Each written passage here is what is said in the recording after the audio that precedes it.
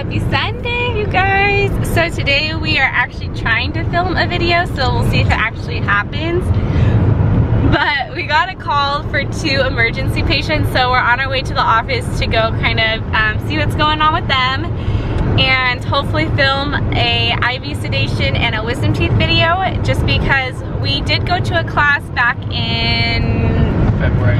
And we went to, where was it? Ohio. Okay, so we were there for a week and he was able to learn it. I was able to practice 1 or 2 IVs, and we also were able to get ACLS certified, which is Advanced Cardiac Life Support. So we're both certified in that, and we got our dental CEs so we can renew our license in like 2 more years.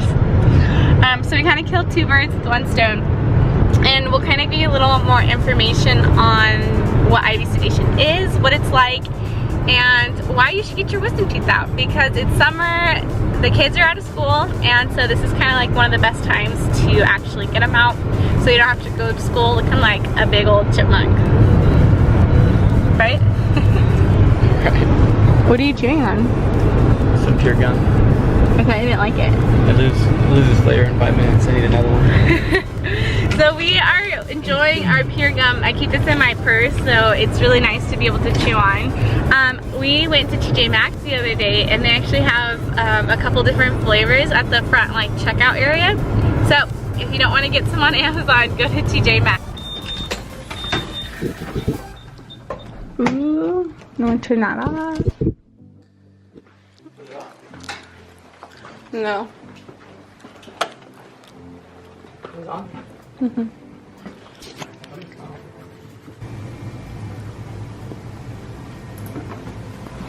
Okay, so we're gonna set up for an extraction.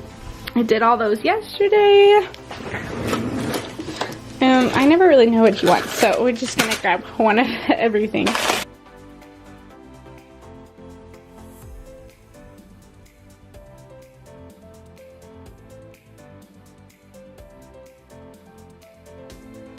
Here are consent forms. Boom.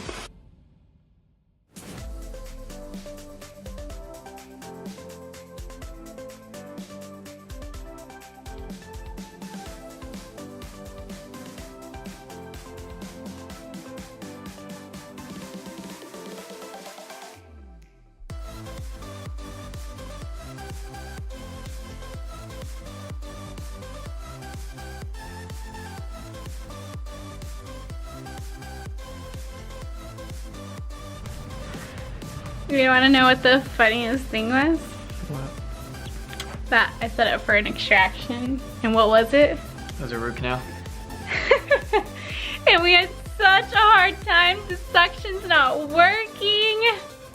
It was like old school, like patient spit in a cup type of root canal, huh? That's right. Okay, so now we're gonna start. Dr. Oz is gonna put an IV on me, and he's gonna show you step by step, so you know what to expect. Okay, let's undo. So we'll hang our IV bag, or our saline, and then we're gonna open the line. Okay, so this is what the line looks like. And then this part, very important, it goes into this blue part, correct? Mm-hmm.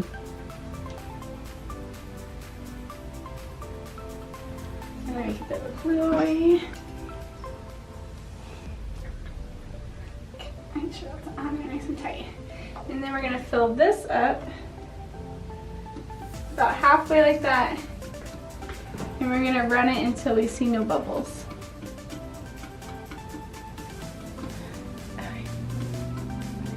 Okay, that looks good. So you pull this down to stop it. And then we'll connect this part, which it still has the cap on, to right here. And then this is all ready for the doctor to go. So the other things you're gonna need is going to be a 22 gauge needle or a catheter, some tape, And then we also have another guard that kind of helps protect all the blood from coming after we get into the vein. An alcohol swab. And then if he were going to sedate me, I would leave out 3 different syringes, one for Versed, one for dexamethasone, and then one for fentanyl. And then a little squishy thing to pump up the blood. Both ends, stretch them out. You're gonna bring one underneath the other. Like so. Just like that. You're gonna have the patient squeeze on the ball so we could pump up those veins. And Taylor's very vascular, so fortunately for us, her veins are just popping out, and that's kind of what we want to see. Is we want to see these veins popping out, and in the one that you want to look for, it's gonna be the one that you feel, so you kind of feel it, your finger, and it'll bounce up. You'll probably see some providers start the IV without their gloves because it increases their tactile senses so they can feel for those veins. So now we found one. I'm gonna go for this one here because it's the biggest one. Now we're gonna clean the area off with an alcohol swab. We wanna make sure that we clean that area very well. So we're gonna clean that up. Beautiful. We're kind of cleaning away her fake tanner. Don't rub so hard. Perfect. And the other thing I'm going to do is I'm going to get my VeniGuard set up, and this is what's going to help to hold all the pieces together. This is a really cool thing, the VeniGuard. One portion of it will go around the catheter and the other 2 will hold the line. So we'll have that ready.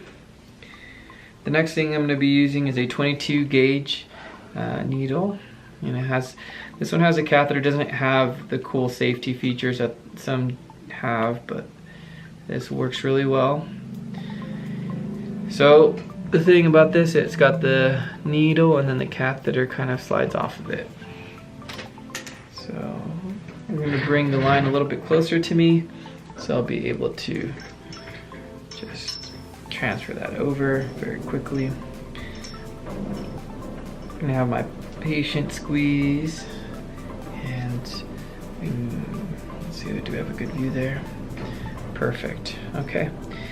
So when you're going in, you want to make sure that you grab the vein with your opposite hand. I like to pull it tight. You can either pull downward or pull upward, but I'm going to pull downward. The next thing is that you want to make sure that the bevel is facing you, so the bevel is up. And then you go in at a 45-degree angle. Okay, perfect. And then you straighten out, just go in about 3 more millimeters. And then after that, you're gonna go ahead and push through that catheter. Perfect. And the biggest thing is you're gonna make sure you push real tight there, because you don't want the blood to spill out. So we've removed the needle. And at this time you tell the patient, oh, there's no more needle here. So you gotta push down real hard there. And then at this time, usually we would have another assistant come in and put this portion on here. But I'm kind of going at it solo, so. Usually this part we have an assistant do. Tying that up. Awesome. So now I've tying that up. We release the catheter. Now we're gonna open the line up, and we've got flow. Perfect. And then at this point, I'll probably bring that up. So right now we've got the line going, pushing fluids inside of her. We've taken off the catheter. Now we're gonna put our little VeniGuard. So the VeniGuard will get this portion off. Cool. So this is gonna hold here at the tip, and then you can see there. Next thing, you're gonna fold this over just like so. And this VeniGuard's got some additional pieces of tape. Put the other one there. And then we'll put another one right there just to hold everything together here.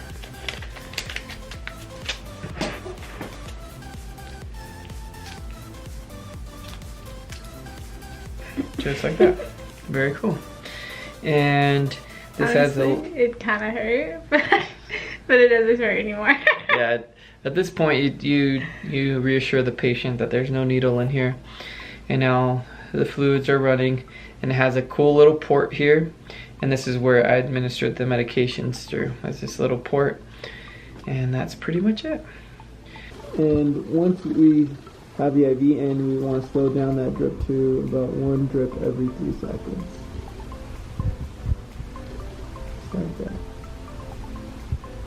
We're ready to kind of take everything apart. So the first thing I'm going to do is I'm going to close up the line. We're going to remove this tape. Remove this one.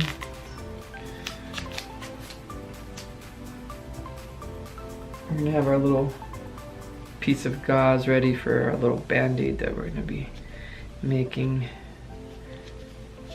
And we've got a little tape here.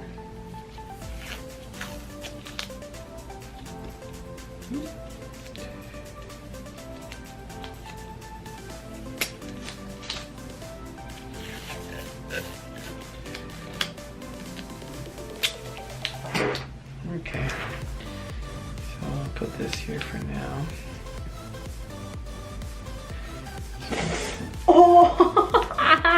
And usually our male patients will have a razor to shave the arm, because this portion, that part can be pretty painful. Taylor's got a little arm here, so.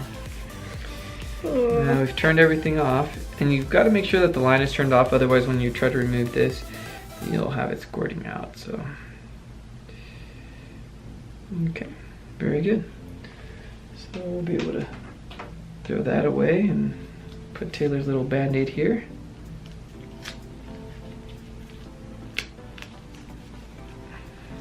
And that's it. Cool.